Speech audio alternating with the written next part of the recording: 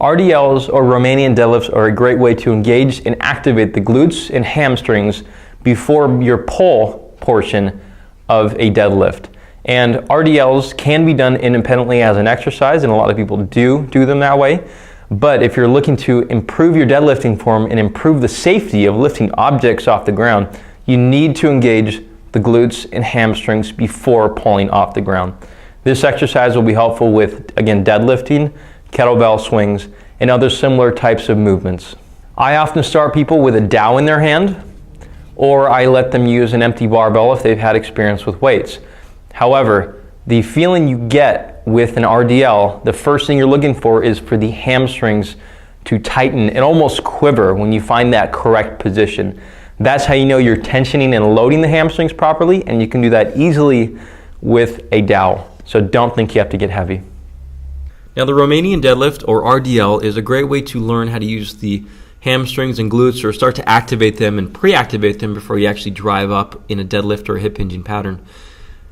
Now, I like to show people to drive the hip backwards first. Notice the knees aren't really unlocking too much. They're not locked, but they're not bending. Well, I call them soft knees.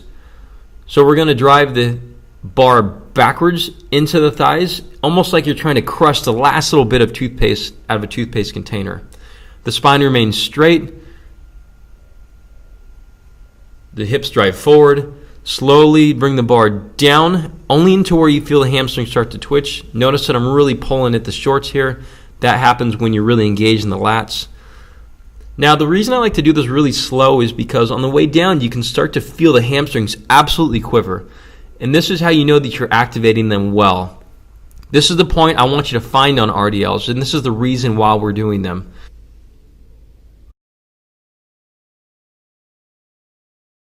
Now, reaching the deck on the picture on the right is more of as if we're getting the bar off of the ground. The picture on the left is more of a pure RDL pattern. And you notice the difference between the two is not the trunk angle, it's not the hips, it's mainly the knees and how far the hands are below the knees. And the reason for this, again, is because if we're getting it off the ground and if your hamstrings or your hips are really tight, you have no more left to give in the hips.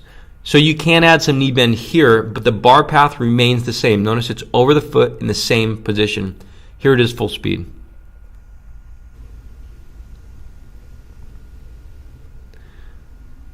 Notice that as I pass the knees, now I start to bend the knees slightly to get lower, because if you don't bend the knees, then you'll start to add in lumbar spine or low back flexion or upper back flexion, which is what we don't want. Everything through this activity and every hip hinging activity has a constant spine angle, which is straight.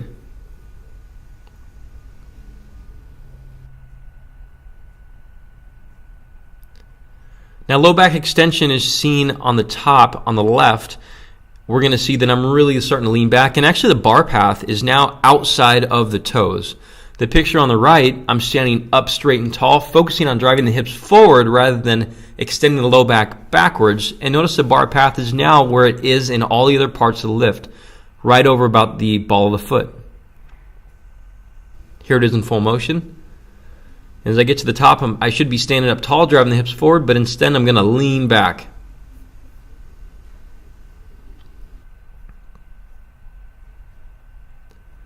Bending the knees early is shown on the right.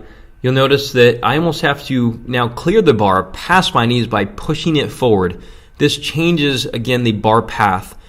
We see this really common on people starting to lift early. They like to bend the knees soon. Here it is in full motion. You'll notice that the knees start to bend first, and actually my posture is way more upright than it is here. And if you roll back in this video, you'll see actually doing it in a proper way.